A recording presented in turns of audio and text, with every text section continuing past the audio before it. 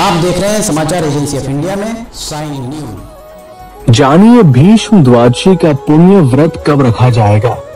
फरवरी 2025 में मनोकामना पूर्ति के लिए भीष्म द्वादशी पर ऐसे करे पूजा। व्रत आदि जानिए विस्तार से। भीष्म द्वादशी एक महत्वपूर्ण हिंदू त्योहार है जो माघ महीने के शुक्ल पक्ष की द्वादशी तिथि को मनाया जाता है। ये दिन महाभारत के महान योद्धा भीष्म पितामह को समर्पित है। इस दिन लोग उनकी आत्मा की शांति के लिए प्रार्थना करते हैं और व्रत रखते हैं। हिंदू धर्म में माघ मास के शुक्ल पक्ष की द्वादशी तिथि को भीष्म द्वादशी कहते हैं। इस साल भीष्म द्वादशी रविवार 09 फरवरी 2025 को है। मान्यता है कि इस दिन भीष्म पितामह के निमित्त तर्पण व पिंडदान आदि किया जाता है। ज्योतिष आचार्य पंडित विश्वनाथ ने कहा कि धर्म ग्रंथों में माघ मास का विशेष महत्व बताया गया है। इस महीने के शुक्ल पक्ष की द्वादशी तिथि को भीष्म द्वादशी कहते हैं।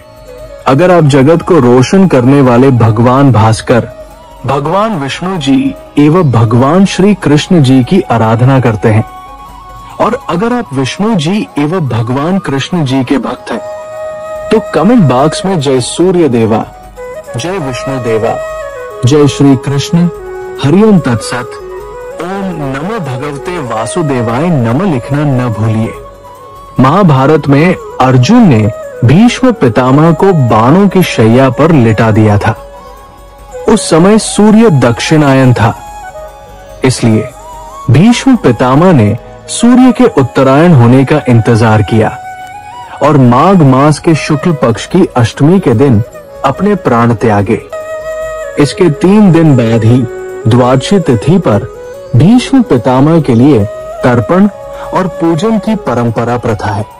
द्वादशी के दिन पिंडदान, तर्पण, ब्राह्मण भोज और दान पुण्य करना शुभ माना जाता है। मान्यता के अनुसार इस महीने के शुक्ल पक्ष की अष्टमी तिथि को भीष्म पितामह ने अपनी देह त्यागी थी। इसके बाद द्वादशी तिथि पर युधिष्ठिर सहित पांडवों ने उनकी आत्मा की शांति के लिए तर्पण, पिंडदान आदि संस्कार किए थे। पुराणों के अनुसार इस तिथि पर पितरों की शांति के लिए दान, तर्पण, ब्राह्मण भोज आदि कार्य जरूर करना चाहिए। ऐसा करने से घर में सुख समृद्धि बनी रहती है। जानिए इस साल कब मनाई जाएगी भीष्म द्वादशी। इस वर्ष भीष्म द्वादशी 09 फरवरी 2025 को रविवार के दिन मनाई जाएगी। तिथि आरंभ 08 फरवरी 2025 20 है 15 से होगा, जबकि द्वादशी की समाप्ति 09 फरवरी 2025 को होगी। आथा उद्या तिथि के अनुसार भीष्म द्वादशी 09 फरवरी रविवार को मनाई जाएगी। भीष्म द्वादशी की पूजा विधि जानिए। भीष्म द्वादशी के दिन सुबह उठकर स्नान करें और स्वच्छ वस्त्र धारण करें। फिर भीष्म पितामह की तस्वीर या मूर्ति को एक चौकी पर स्थापित करें। उन्हें फूल, अक्षत, चंदन आदि अर्पित करें। फिर धूप दीप जलाकर उनकी आरती करें। इसके बाद भीष्म पितामह की कथा का पाठ करें या सुने। आप विष्णु सहस्रनामश का पाठ भी कर सकते हैं। फिर उन्हें तिल, जौ और जल से तर्पण करें। अंत में ब्राह्मणों को भोजन कराएं और उन्हें दान दक्षिणा दें। आप अपनी श्रद्धा के अनुसार गरीबों को भी दान कर सकते हैं। भीष्म द्वादशी पर करें तिल का दान करने से क्या होता है जानिए। भीष्म द्वादशी का दिन तिलों के दान की महत्ता भी दर्शाता है। इस दिन में तिलों से हवन करना, पानी में तिल डालकर स्नान करना और तिल का दान करना, ये सभी अत्यंत उत्तम कार्य बताए गए हैं। तिल दान करने से अपने जीवन में खुशियों का आगमन होता है, सफलता के दरवाजे खुलते हैं। बता दे कि तिल के दान का फल अग्निष्टोम यज्ञ के समान होता है। तिल दान देने वाले को गोदान करने का फल मिलता पूछता है। भीष्म द्वादशी का व्रत कैसे रखें, ये जानिए। भीष्म द्वादशी के दिन व्रत रखना बहुत शुभ माना जाता है। इस दिन फलाहार या केवल दूध और फल का सेवन करें, अन्न का सेवन न करें। व्रत के दौरान आप भगवान विष्णु और भीष्म पितामह का ध्यान करें। आप उनके मंत्रों का जाप भी कर सकते हैं। अब भीष्म द्वादशी की कथा जानिए। बहुत समय पहले हस्तिनापुर के राजा शांतनु ने गंगा नदी के किनारे घूमते हुए एक सुंदर कन्या देखी।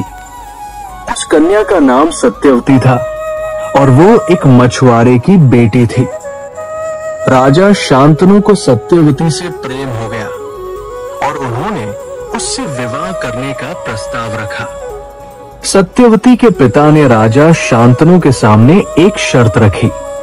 उन्होंने कहा कि यदि सत्यवती का पुत्र हस्तिनापुर का उत्तराधिकारी बनेगा तो वे अपनी बेटी का विवाह राजा से करने के लिए तैयार है। राजा शांतनु ने सत्यवती के पिता की शर्त को स्वीकार कर लिया और उनसे विवाह कर लिया। सत्यवती ने 2 पुत्रों को जन्म दिया। एक दिन राजा शांतनु ने अपने पुत्र देवव्रत को बुलाया और उसे हस्तिनापुर का युवराज बनाने की घोषणा की। देवव्रत ने अपने पिता की बात मान ली और हस्तिनापुर का युवराज बन गया। कुछ समय बाद राजा शांतनु का निधन हो गया। देवव्रत ने हस्तिनापुर की राजगद्दी संभाली। उन्होंने अपने पिता की मृत्यु का बदला लेने के लिए भीष्म प्रतिज्ञा की। उन्होंने आजीवन ब्रह्मचारी रहने और हस्तिनापुर की रक्षा करने का प्रण लिया। देवव्रत को भीष्म के नाम से जाना जाने लगा। वे एक महान योद्धा थे और उन्होंने महाभारत के युद्ध में कौरवों की तरफ से युद्ध किया। महाभारत के युद्ध में भीष्म पितामह ने पांडवों के खिलाफ युद्ध किया। वे अर्जुन के बाणों से घायल हो गए और बाणों की शैया पर लेट गए। उन्होंने सूर्य के उत्तरायण होने तक अपने प्राण नहीं त्यागे। माघ शुक्ल द्वादशी के दिन भीष्म पितामह ने अपने प्राण त्यागे। इसलिए इस दिन को भीष्म द्वादशी के रूप में मनाया जाता है। भीष्म द्वादशी का महत्व जानिए। पौराणिक कथाओं के अनुसार भीष्म पितामह ने महाभारत के युद्ध में कौरवों की तरफ से युद्ध किया था। वे एक महान योद्धा थे और उन्होंने अपनी प्रतिज्ञा के कारण आजीवन ब्रह्मचारी रहने का व्रत लिया था। जब वे बाणों की शैया पर थे तब उन्होंने सूर्य के उत्तरायण होने तक अपने प्राण नहीं त्यागे। माघ शुक्ल द्वादशी के दिन उन्होंने अपने प्राण त्यागे थे। इसलिए इस दिन को भीष्म द्वादशी के रूप में मनाया जाता है। इस दिन लोग गंगा स्नान करते हैं और भीष्म पितामह को तर्पण करते हैं। वे पितरों की आत्मा की शांति के लिए भी प्रार्थना करते हैं। इस दिन दान पुण्य करना भी बहुत शुभ माना जाता है। भीष्म द्वादशी एक महत्वपूर्ण हिंदू त्योहार है। ये दिन भीष्म पितामह को समर्पित है, जो महाभारत के एक महान योद्धा थे। इस दिन लोग उनकी आत्मा की शांति के लिए प्रार्थना करते हैं और व्रत रखते हैं। भीष्म द्वादशी के दिन गंगा स्नान करना और भीष्म पितामह को तर्पण करना बहुत शुभ माना जाता है। इस दिन दान पुण्य करना भी बहुत महत्वपूर्ण है। ये त्योहार हमें भीष्म पितामह के त्याग, बलिदान और कर्तव्यनिष्ठा की याद दिलाता है। भीष्म द्वादशी एक महत्वपूर्ण हिंदू त्योहार है जो हमें अपने पितरों और महापुरुषों का स्मरण कराता है। ये दिन हमें धर्म, न्याय और सत्य के मार्ग पर चलने की प्रेरणा देता है।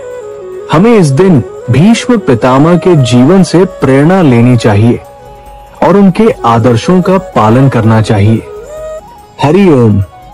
अगर आप भगवान विष्णु जी एवं भगवान श्री कृष्ण जी की आराधना करते हैं और अगर आप विष्णु जी एवं भगवान कृष्ण जी के भक्त हैं तो कमेंट बॉक्स में जय विष्णु देवा जय श्री कृष्ण।